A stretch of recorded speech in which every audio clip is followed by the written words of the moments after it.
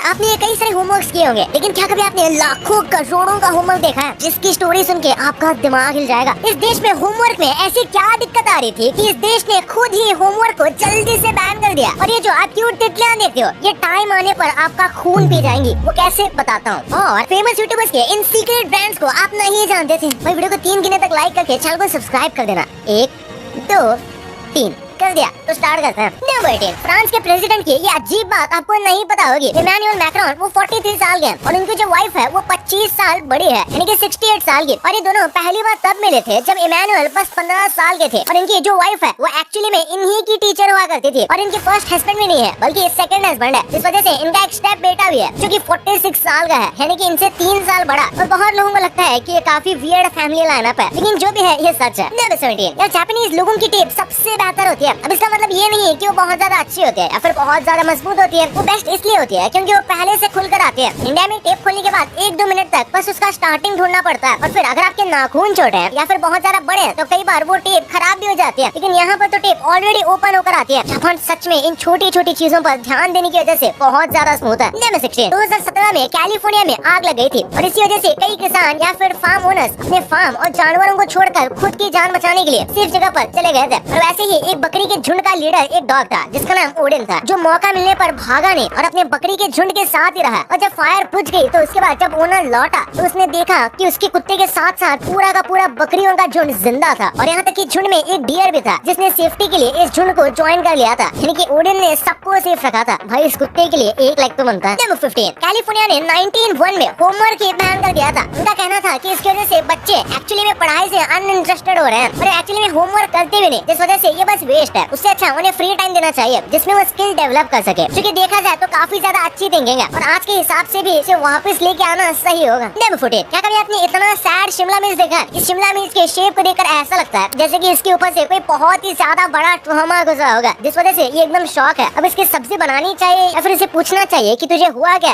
ये तो आपके ऊपर है। नंबर 13, स्टीव जॉब्स ने एक बार गूगल को फोन किया था और कहा था कि आपके गूगल में जो येलो वाला ओ है उसमें थोड़ी दिक्कत है। दरअसल ये पहले से थोड़ा डल हो गया है जो कि अपडेट के बाद हुआ है और इसीलिए ये अच्छा नहीं लग रहा था। जिसके बाद जब गूगल ने इसे एक्चुअली में चेक किया तो उन्हें पता चला कि सच में हुआ है, यानी कि सच में उनका येलो कलर अलग हो गया था और उसके बाद इन्होंने इसे ठीक किया। ऑल्सो स्टीव जॉब्स हम सबको मालूम है करोली बाबा के पास आए थे। भारत में उनका एस्ट्रोलॉजी में काफी ज्यादा इंटरेस्ट था। इन्होंने काफी डिसीजन उसके अकॉर्डिंग भी बनाए और इसी वजह से वो इतने सक्सेसफुल भी रहे। मतलब सही है ना, अगर आपको पहले से ही पता चल जाए एटलीस्ट थोड़ी डायरेक्शन की चीजें अपनी लाइफ में कैसे होंगी तो थोड़ी क्लैरिटी और सॉर्टेड हो जाएगी जिंदगी। अब जैसे ही मैंने खुद के लाइफ में एक प्रॉब्लम चल रही थी तो मैंने खुद सोचा एक एस्ट्रोलॉजर से बात करके देखूं, शायद कुछ हेल्प मिल जाए। मैंने फिर ऐसे ही एस्ट्रोटॉक ऐप को डाउनलोड कर लिया। फिर जो ऐप का रिव्यू नहीं कर रहा हूँ, कुछ काफी शॉकिंग चीज भी तो सोचा शेयर कर दूं आप लोगों के साथ। तो मैं वहाँ एक एस्ट्रोलॉजर पल्लवी जी से बात कर रहा था और उनसे बात करते वक्त उन्होंने मेरा डेट ऑफ बर्थ और टाइम मांग लिया। मैंने जब वो दिया उन्होंने सबसे पहले मुझसे ये पूछा कि क्या आप सोशल मीडिया रिलेटेड फील्ड में हो या उसमें कुछ काम करते हो, लाइक मीडिया या एंटरटेनमेंट फील्ड को आप बिलोंग करते हो क्या? ये सुनने के बाद मैं तो शॉक ही रह गया कि इनको ये पता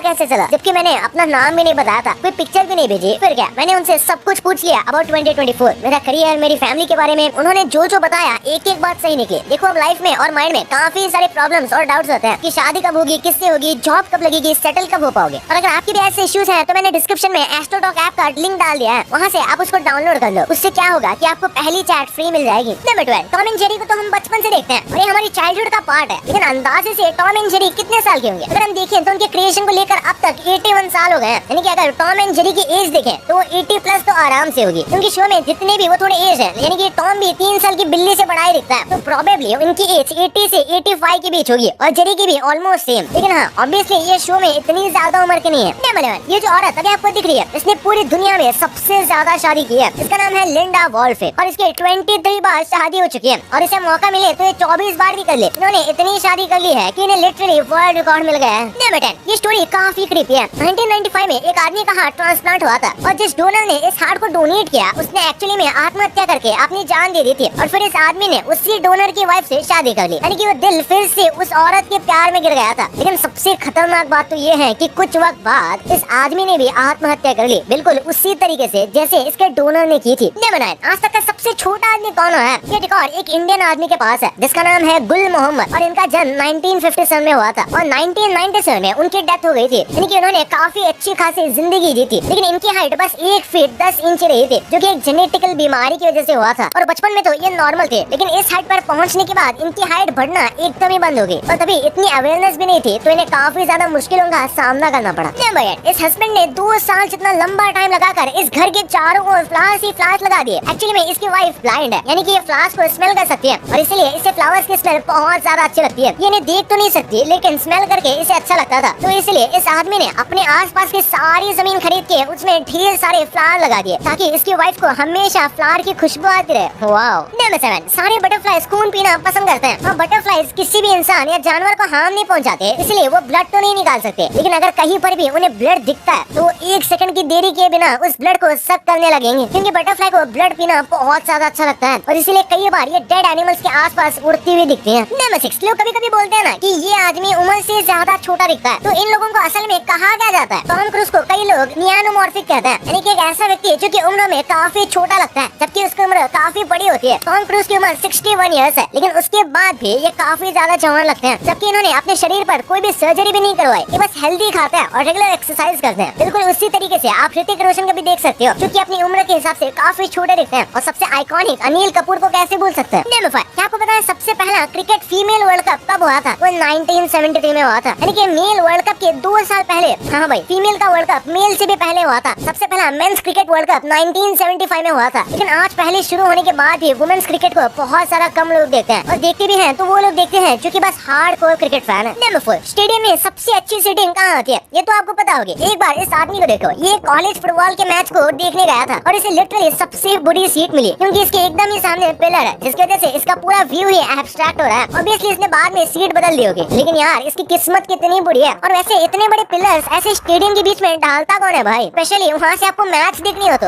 आप जब भी दुबई में कोई ड्रिंक लेते हो और उसमें जो आप बर्फ देखते हो, वो एक्चुअली में दुबई की नहीं है, वो एक्चुअली इंपोर्ट की जाती है। और वो इंपोर्ट कहाँ से की जाती है पता है? वो इंपोर्ट की जाती है ग्रीनलैंड से। जी हाँ, सही सुना आपने। बस आपके ड्रिंक में जो बर्फ होती है वो ग्रीनलैंड से इंपोर्ट होकर आपके ड्रिंक में आती है। नंबर 2, क्या जानते हो आपके हाथ में जो इस टाइम स्मार्टफोन है, उसका सफर कैसे एक छोटे बच्चे के होमवर्क से शुरू हुआ था? और अगर उस बच्चे का इंटरेस्ट अपनी पढ़ाई और एजुकेशन में ना होता, तो शायद हमारे हाथों में ये मोबाइल भी ना होता। तो ये कहना गलत नहीं होगा कि आज जो लाखों करोड़ों की मोबाइल इंडस्ट्री है, वो सिर्फ उस बच्चे के होमवर्क से शुरू हुई है। और उस बच्चे का नाम है अलेक्जेंडर ग्राहम बेल, जिन्हें बचपन से ही साउंड मैकेनिक्स में बहुत इंटरेस्ट था, जिन्होंने 11 साल की उम्र में एक वीट साफ करने की मशीन बना ली थी, जिसके बाद वो अपने फादर की तरह डेफ बच्चों के टीचर बने, जिससे उन्हें आइडिया आया कि एक ऐसा डिवाइस बनाना चाहिए जो स्पीच को इलेक्ट्रिसिटी में कन्वर्ट कर सके। और इसी तरह कई साल इस प्रोजेक्ट पर अपने असिस्टेंट थॉमस वॉटसन के साथ काम करने पर उन्होंने पहली बार 12 मार्च 1876 को अपने असिस्टेंट के साथ एक रूम में बैठकर दूसरे रूम तक बात की थी, और उन्होंने कॉल पर कहा था कि mister Watson come here, I need you. और इस चीज का उन्होंने जल्दी से पेटेंट करवा लिया था, और ये पेटेंट पूरी दुनिया में आज तक का सबसे महंगा पेटेंट है। नंबर 1, सौरभ जोशी इंडिया के सबसे बड़े ब्लॉगर है, ये तो आप सब जानते होंगे, लेकिन क्या आप उनके ब्रांड के बारे में जानते हो जो बहुत ज्यादा अमेजिंग है? सौरभ जोशी ने पहली बार एक टी-शर्ट ब्रांड को लॉन्च किया था, लेकिन कुछ दिक्कतों की वजह से वो लॉन्च ही नहीं कर पाए। लेकिन कुछ टाइम पहले उन्होंने kunali.in नाम से एक वेबसाइट बनाई है, जिस पर वो बच्चों के लिए एजुकेशन टॉयज और बुक्स को बेचेंगे। अभी के लिए वेबसाइट पर एक रोबोटिक हैंड है, जिसे आप kunali.in पर जाकर खरीद सकते हो। नेक्स्ट ये ब्रांड है एशिया के सबसे बड़े यूट्यूबर का। जी हाँ, आपने सही सुना, कैरी मिनाटी का। कैरी मिनाटी असल में इसके ओनर नहीं है, लेकिन वो इस कंपनी के ब्रांड एम्बेसडर है, जिसका नाम है आर्टिक फॉक्स, जिसके एड्स भी आपने जरूर देखे होंगे, जिनमें कैरी को फीचर किया गया है। ये कंपनी मोस्टली बैकपैक्स बनाती है, जिसकी क्वालिटी सच में अमेजिंग होती है, और दिखने में तो ये बहुत कूल लगते हैं। एशिया के सबसे बड़े यूट्यूबर की बात हो ही गई है, तो आप जानते हैं दुनिया के सबसे बड़े यूट्यूबर की, जिनका ब्रांड इतना ज्यादा हिट है कि लोग पागल रहते हैं उसे खरीदने के लिए। मिस्टर बीस्ट एक बहुत ही जीनियस इंसान है, जिन्होंने पहले अपनी मर्चेंडाइज शुरू की थी। उसके बाद बीस्ट बर्गर, जिसे चलाने में उनको बहुत दिक्कत आ रही थी, जिसके बाद उन्होंने उसे बंद कर दिया। लेकिन इनका सबसे बड़ा ब्रांड है फीस्टेबल, जो कि एक चॉकलेट ब्रांड है। फिलहाल के लिए तो ये इंडिया में अवेलेबल नहीं है, लेकिन मिस्टर बीस्ट की पॉपुलैरिटी इंडिया में भी ज्यादा है, जिसकी वजह से वो इसे जल्दी इंडिया में भी लाने वाले हैं। वैसे क्या आप फीस्टेबल ट्राई करोगे? कमेंट में जरूर बताओ।